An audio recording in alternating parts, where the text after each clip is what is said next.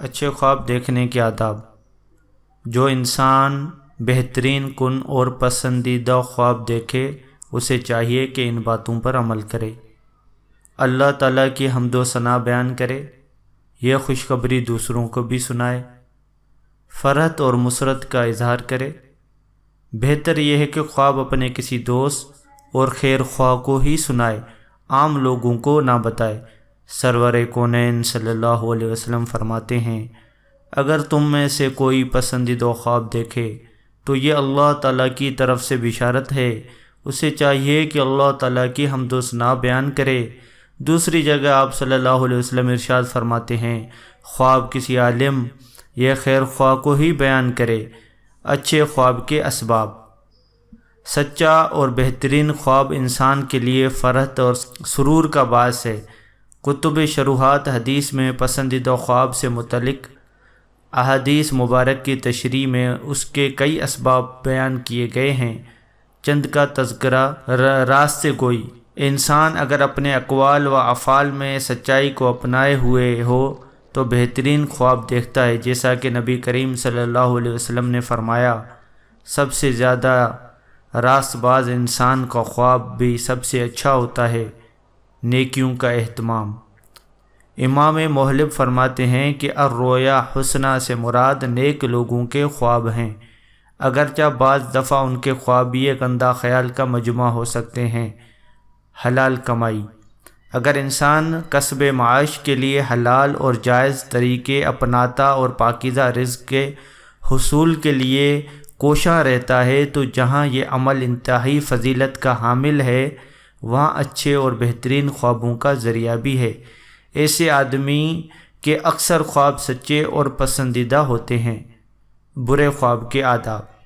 اگرچہ ہر خواب کی پیدائش اور رویت اللہ تعالیٰ کی طرف سے ہی ہوتی ہے، مگر بہرحال برے خواب کا سبب شیطان کی دراندازی ہے۔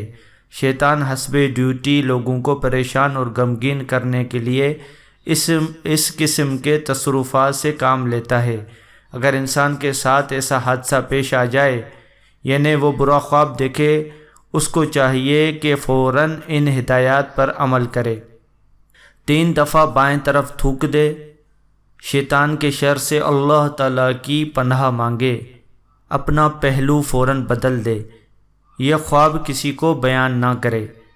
نبی کریم صلی اللہ علیہ وسلم نے فرمایا، اگر کوئی ناپسندیدہ خواب دیکھے تو اسے چاہیے کہ 3 دفعہ بائیں طرف تھوک دے، شیطان اور اس کے شر سے اللہ تعالیٰ کی پناہ طلب کرے اور یہ خواب کسی سے بیان نہ کرے، بس اس عمل سے یہ خواب اس کے لیے نقصان دہ نہیں ہوگا۔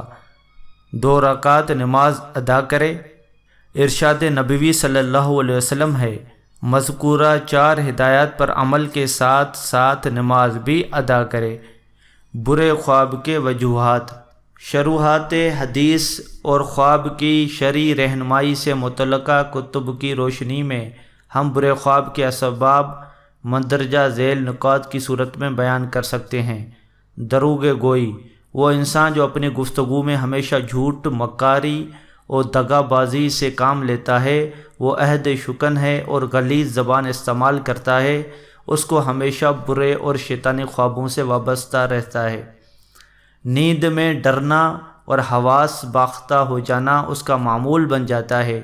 نبی کریم صلی اللہ علیہ وسلم نے فرمایا، راست گو انسان کے خواب سچے اور بہترین ہوتے ہیں۔ حرام کمائی۔ دن رات حرام رزق کے لقمے اپنے پیٹ میں اتارنے والا اور حلال اور حرام کی تمیز کیے بغیر روزی کمانے والا انسان بھی شیطانی دراندازی کا نشانہ بنا رہتا ہے۔ برے اور شیطانی خواب اس کی نیند میں بڑی آسانی سے در آتے ہیں، کیونکہ حرام روزی بھی برے خوابوں کا سبب بنتی ہے۔ اگر ہماری ویڈیو پسند آئے تو ان کو شیئر کریں، یہ پہلی ہماری ویڈیو ہے، اور زیادہ سے زیادہ لائک کریں، کمنٹ کریں، اور آپ ہمیں بتائیں کہ آپ کو کس موضوع پر ہماری ویڈیو چاہیے، ہم کس موضوع پر بنائیں، تو اس کے لیے ہماری حوصلہ افزائی بھی ہو جائے گی، اور انشاءاللہ ہم مزید بھی اچھی ویڈیو آپ کے لیے بنائیں گے۔ شکریہ۔